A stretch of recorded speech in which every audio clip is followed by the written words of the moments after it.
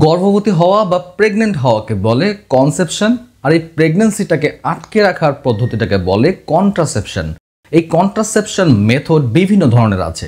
কিছু আছে স্থায়ী মেথড, অর্থাৎ আপনার প্রেগনেন্সিটাকে পার্মানেন্টলি আপনি আটকে রাখবেন, এবং কিছু আছে অস্থায়ী মেথড, অর্থাৎ কিছু সময়ের জন্য প্রেগনেন্সিটাকে আটকে রাখার যে পদ্ধতিটা।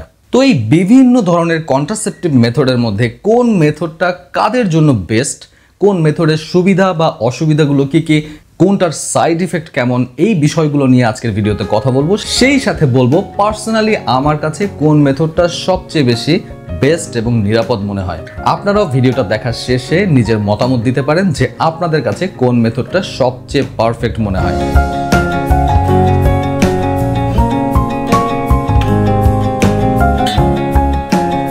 কন্ট্রাসেপটিভ মেথডগুলোর মধ্যে স্থায়ী যেসব মেথড আছে সেগুলো নিয়ে আমার স্ট্রং অবজেকশন আছে, সো সেগুলো ভিডিওর শেষের দিকে বলবো।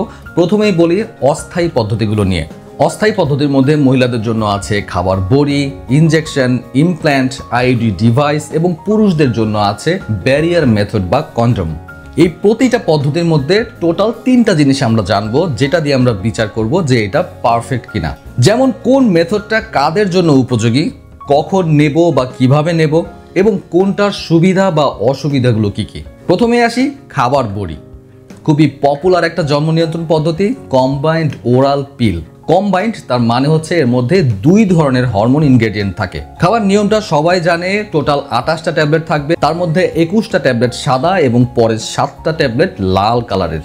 সাদা যে 21টা ট্যাবলেট এর মধ্যেই প্রধানত এই হরমোনাল ইনগ্রেডিয়েন্টগুলো থাকে, এবং লাল ট্যাবলেটগুলোর মধ্যে কিন্তু কোনো ধরনের হরমোন থাকে না, এর মধ্যে আয়রন দেয়া থাকে। প্রতিটা পিল ঠিক একইভাবে একই নিয়মে প্রতিদিন ঠিক একই সময়ে 21 দিন টানা খেতে হবে। এরপর 7 দিন সেই লাল ট্যাবলেটগুলো খেতে হবে। মাসিকটা সাধারণত এই 7 দিনের ভেতরই হবে। ঠিক এই নিয়মে একটা পাতা শেষ হওয়ার পর থেকেই আরেকটা পাতা শুরু করতে হয়, এভাবে কন্টিনিউ করে যেতে হয় যতদিন আপনি প্রেগনেন্সি চান না। তো এটার এখন সুবিধাগুলো কি?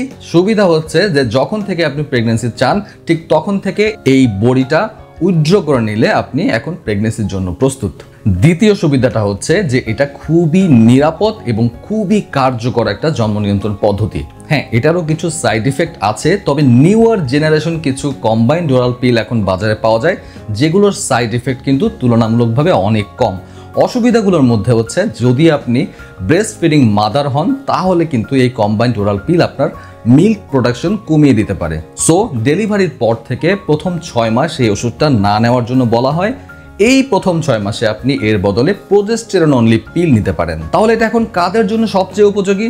নবদম্পতি যারা এখনই বাচ্চা চান না তাদের জন্য এই পদ্ধতিটা সবচেয়ে বেস্ট। কিন্তু যাদের কমপক্ষে একটা জীবিত সন্তান আছে এবং যারা রেগুলার নিয়ম করে এই ওষুধ খাওয়ার ঝামেলা থেকে বাঁচতে চান তাদের জন্য আরেকটা অপশন ইনজেকশন পদ্ধতি।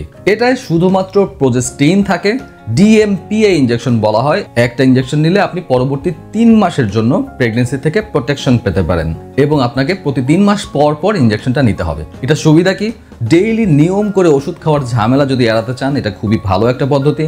দ্বিতীয় সুবিধাটা হচ্ছে এটা মিল্ক প্রোডাকশন কমায় না, সো যারা ব্রেস্ট ফিডিং মাদার তারা ডেলিভারির 6 সপ্তাহ পর থেকেই এটা নিতে পারবেন। আর যারা বুকের দুধ খাওয়াচ্ছেন না তারা ডেলিভারির ঠিক পরপরই এই ইনজেকশনটা নেওয়া যাবে। এটার অসুবিধাটা হচ্ছে এটা মাসিককে কিছুটা অস্বাভাবিক করে দিতে পারে। যেমন আপনার মাসিক ইরেগুলার হয়ে যেতে পারে, কিংবা মাসিকের সময় অতিরিক্ত ব্লাড আসতে পারে, এমনকি মাসিক বন্ধ হয়ে যেতে পারে। তো নবদম্পতি যারা 3 মাস পর পর এই ইনজেকশনের ঝামেলা থেকে বাঁচতে চান কিন্তু সন্তান দেরিতে চাচ্ছেন তাদের জন্য আরেকটা খুব ভালো পদ্ধতি ইমপ্ল্যান্ট পদ্ধতি, যেটা অনেকের কাছে কাঠি পদ্ধতি নামে পরিচিত। 3 থেকে 5 বছর পর্যন্ত এটা আপনাকে প্রেগনেন্সির প্রোটেকশন দেবে। এটাতেও শুধুমাত্র প্রোজেস্টিন থাকে, হাতের এই জায়গাটায় চামড়ার নিচে এটা স্থাপন করে দেয়া হয়, এবং এটা যে কোনো বয়সেই নেওয়া যায় এবং আপনার স্বাভাবিক কাজকর্মে কোনো অসুবিধা হবে না। সুবিধাটা কি? ডেইলি মনে করে খাবার বড়ি খাওয়ার কোনো ঝামেলা নেই, 3 মাস পর পর ইনজেকশন নেওয়ার কোনো ঝামেলা নেই, এবং এটা মোটামুটি একটা সেফ এবং কার্যকর পদ্ধতি। অসুবিধাটা হচ্ছে এখানেও মাসিকটা ইরেগুলার হয়ে যেতে পারে, বেশি ব্লিডিং হতে পারে, এমনকি মাসিক বন্ধ হয়ে যাওয়ার মতো সমস্যা দেখা দিতে পারে। এই যে 3টা পদ্ধতির কথা বললাম, এই 3টাই কিন্তু একটা হরমোনাল পদ্ধতি, অর্থাৎ এর মধ্যে আপনার হরমোন আছে। তো আপনি যদি এমন একটা জন্ম নিয়ন্ত্রণ পদ্ধতি চান যেখানে হরমোনের কোনো ব্যাপার নেই, আপনার 3 মাস পর পর ইনজেকশন নেওয়ার কোনো ঝামেলা নেই, কিংবা ইমপ্ল্যান্টও আপনি চাচ্ছেন না, এবং আপনি জন্ম নিয়ন্ত্রণ পদ্ধতিটা অনেক দীর্ঘ মেয়াদি নিতে চাচ্ছেন, যেমন 10 বছরের জন্য আপনি একটা দীর্ঘ মেয়াদি জন্ম নিয়ন্ত্রণ পদ্ধতি চাচ্ছেন, তাহলে আপনার জন্য একটা বেস্ট জন্ম নিয়ন্ত্রণ পদ্ধতি হচ্ছে আইইউডি বা কপার টি। যাদের কমপক্ষে একটা জীবিত সন্তান আছে তারাই আইইউডিটা নিতে পারেন। কখন নেওয়া যায়? মাসিকের প্রথম 7 দিনের মধ্যেই আপনার এই আইইউডিটা আপনি নিতে পারেন।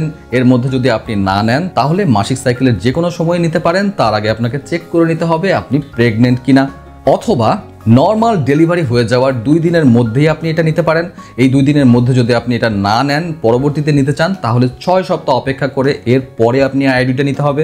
ইভেন আপনার যদি সিজারিয়ান অপারেশন হয়ে থাকে, এই অপারেশনের সময়ই আপনি আইইউডিটা স্থাপন করে নিতে পারেন। আইইউডি বা কপার টির সুবিধাটা কি? এটা দীর্ঘ মেয়াদি আপনার প্রেগন্যান্সির প্রোটেকশন দেবে, অর্থাৎ 10 বছরের জন্য আপনি প্রেগন্যান্সি থেকে প্রোটেকশন পেতে পারেন। দ্বিতীয় সুবিধাটা হচ্ছে আপনি যখনই প্রেগনেন্ট হতে চান, জাস্ট এই আইইউডিটা খুলে নিলেই আপনি এখন থেকে প্রেগন্যান্সির জন্য সম্পূর্ণ প্রস্তুত। 3 নম্বর সুবিধাটা হচ্ছে এটার মধ্যে যেহেতু কোনো হরমোন নেই, কাজেই হরমোনের কোনো সাইড ইফেক্ট আপনার মধ্যে শো করবে না, এবং যেহেতু হরমোন নেই সো মিল্ক প্রোডাকশনেও কোনো সমস্যা করবে না। ব্রেস্ট ফিডিং মাদাররাও নিশ্চিন্তে আইইউডি নিতে পারেন। অসুবিধার মধ্যে একটাই অসুবিধা, যে যদি আপনি কপার টি নিয়ে থাকেন তাহলে প্রথম 2 থেকে 3 মাস আপনার মাসিকের সময় প্রচন্ড ব্যথা হতে পারে এবং হালকা ব্লিডিংও হতে পারে, যেটা খুবই স্বাভাবিক। 3 থেকে 4 মাস পর কিন্তু এই সমস্যাটা আর থাকবে না। তবে কপার টির বদলে যারা হরমোনাল আইইউডি নেন তাদের ক্ষেত্রে এই সমস্যাগুলো একটু কম দেখা যায়।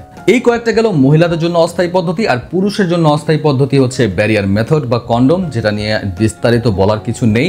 প্যাকেটের গায়ে নির্দেশনা অনুযায়ী যদি আপনি এই কন্ডমটা ইউজ করেন এবং সঠিকভাবে ইউজ করেন, তাহলে কিন্তু এটার ইফিকেসি বা কার্যকারিতা অনেক বেশি এবং এটা সবচেয়ে সেফ। সবচেয়ে ইম্পর্টেন্ট যে ফাংশনটা, যেটা আর অন্য কোনো জন্ম নিয়ন্ত্রণ পদ্ধতির মধ্যে নেই কিন্তু এই কন্ডোমের মধ্যে আছে, সেটা হচ্ছে যদি আপনার পার্টনারের মধ্যে কোনো সেক্সুয়ালি ট্রান্সমিটেড ইনফেকশন থাকে সেটা থেকে আপনাকে সম্পূর্ণ সুরক্ষা দেবে। এটার অসুবিধা প্রায় নেই বললেই চলে। জাস্ট কিছু কমপ্লেইন অনেকের থাকে যে এই কন্ডোম ইউজ করার ফলে তারা প্রপার সেন্সেশন পাচ্ছেন না, কিংবা অনেকে সহবাসের সময় এটা ইউজ করাকে অনেকটা ঝামেলা মনে করেন।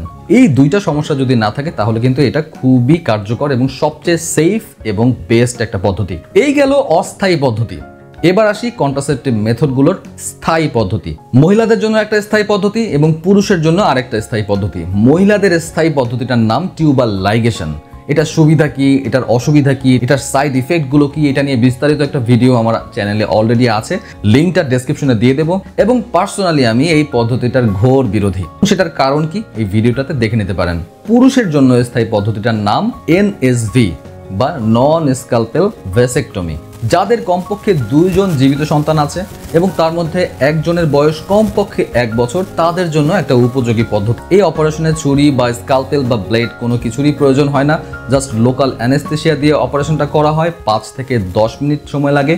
এই অপারেশনের পরে আপনার শুক্রাণুর প্রোডাকশন ঠিক থাকবে, কিন্তু শুক্রাণুটা আপনার বীর্যে আসতে পারবে না, কারণ শুক্রাণু লিঙ্গে আসার যে নালীটা আছে ভাস ডিফারেন্স, এটাকেই কেটে দেওয়া হয়। এটার সুবিধা হচ্ছে অপারেশনটা খুবই অল্প সময়ে করা যায়, তেমন একটা সাইড ইফেক্ট নেই।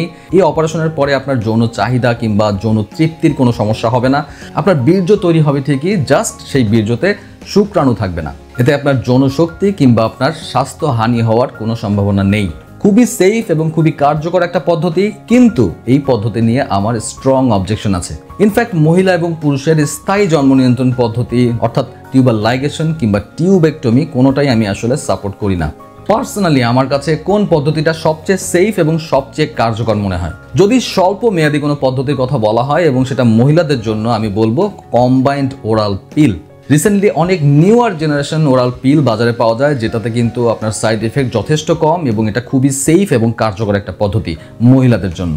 আর যদি কেউ ওরাল কোনো হরমোন নেবেন না এবং দীর্ঘ মেয়াদী একটা জন্ম নিয়ন্ত্রণ পদ্ধতি খুঁজে থাকেন, তাহলে সবচেয়ে বেস্ট মহিলাদের জন্য আইইউডি বা কপার টি। আর পুরুষের জন্য বেস্ট এবং সবচেয়ে নিরাপদ এবং সবচেয়ে কার্যকর একটা পদ্ধতি ব্যারিয়ার মেথড বা কন্ডম, নো ডাউট। বেস্ট জন্ম নিয়ন্ত্রণ পদ্ধতি আপনাদের মতে কোনটা এবং সেটা কেন জানিয়ে দিন কমেন্টে। সবার জন্য অনেক অনেক শুভকামনা মেডসেন্সের পক্ষ থেকে।